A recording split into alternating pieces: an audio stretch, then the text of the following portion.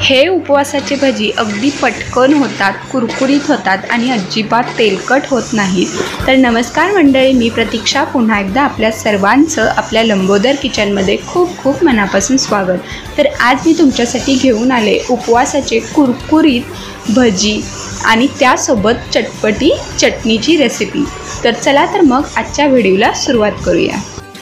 तर उपवासाचे भजी बनवण्यासाठी इथे मी अर्धी वाटी साबुदाणा घेतलाय। तर हा आपल्याला कच्चाच घ्यायचा आहे, भिजवायचा नाही आणि एका स्वच्छ कॉटन कपड्याने आपल्याला हे पुसून घ्यायचं आहे। आता आपण हे भाजून घेऊया।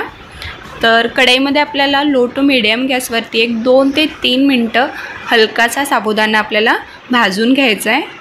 यामुळे काय होईल, आपण जेव्हा हे मिक्सरला बारीक करू तेव्हा ते अगदी सहज बारीक होईल आणि त्याचं पीठ अगदी बारीक होईल। तर आता हे साबुदाणा 2 मिनटं मी भाजून घेतले। आता आपण हे मिक्सरला बारीक करून घेऊया। तर इथे मी साबुदाणा बारीक करून घेतला आहे, तुम्ही बघू शकता याचं अगदी बारीक आहे। तर आता यामध्ये मी घालते एक कच्चा बटाटा, त्याची साल काढून घेतले मी आणि याचे आपल्याला असे छोटे छोटे तुकडे करून घालायचे। तर हे बघा असे छोटे तुकडे केलेत मी।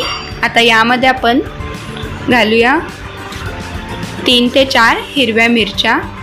तिखट तुम्ही कमी जास्त करू शकता आणि हे एकदा मिक्सरला आपण फिरवून घ्यायचं आहे। तर इथे मी हे जे आपलं बॅटर आहे ते तयार करून घेतलं आहे। सुरुवातीला मी पाणी न घालताच हे फिरवून घेतलं आणि त्यानंतर अगदी थोडंसं पाणी घालून हे फिरवून घेतलं आहे। तर अगदी चिकटसर आपलं हे बॅटर तयार आहे।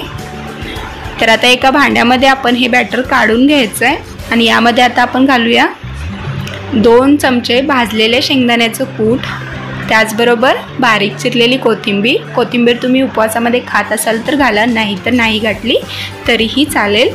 त्याचबरोबर चवीपुरतं मीठ आणि एक अर्धा चमचा काळी मिरी पूड घालायचे, त्यामुळे चव अप्रतिम येते भजीला आपल्या। तर आता हे एकदा आपण अगदी थोडंसं पाणी घालून हलवून घ्यायचं आहे, मिक्स करून घ्यायचं आहे। आपण साबुदाणा भिजवला नाही त्यामुळे यामध्ये थोडं जास्त पाणी ॲब्झॉर्ब होतं। तर इथे आपलं हे बॅटर तयार आहे। एक 5 ते 6 मिनटं आपण हे असंच ठेवून देऊया, तोपर्यंत आपण चटणी बनवूया।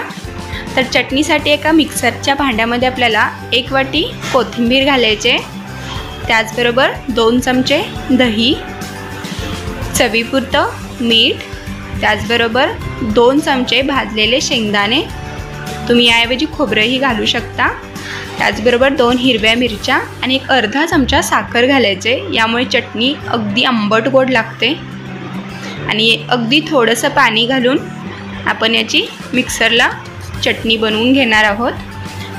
तर तुम्ही बघू शकता अगदी चटपटी ही चटणी दिसते, खायला तर अगदी म्हणजे अप्रतिम लागते।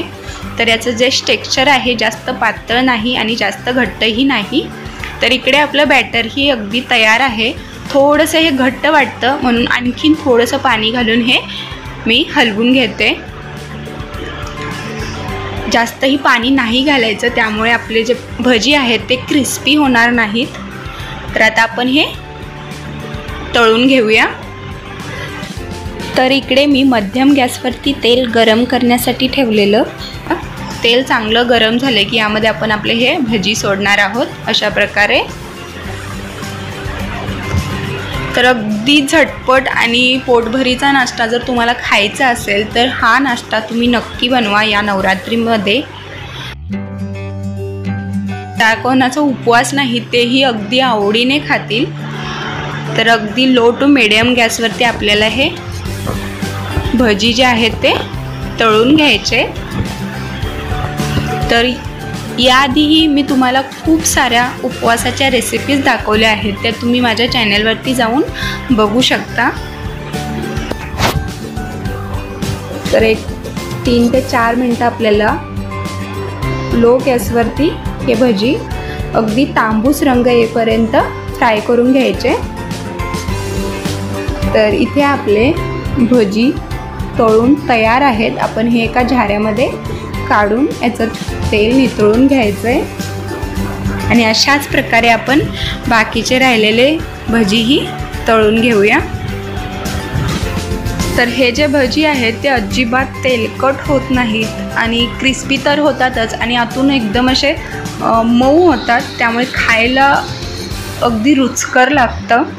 तर इथे आपले हे क्रिस्पी उपवासाचे भजी तयार आहेत। तुम्ही याचा आवाज बघू शकता, वरून अगदी हे क्रिस्पी दिसत आहेत आणि आतून बघा एकदम सॉफ्ट आहेत। तर आता आपण हे चटणीसोबत सर्व करूया। तर आजची माझी ही उपवासाची भजी आणि चटणीची रेसिपी तुम्हाला कशी वाटली हे कमेंट करून नक्की सांगा। व्हिडिओ आवडल्यास लाईक, शेअर आणि सबस्क्राईब करायलाही विसरू नका। पुन्हा भेटूया अशाच एका नवीन रेसिपीसोबत, तोपर्यंत धन्यवाद।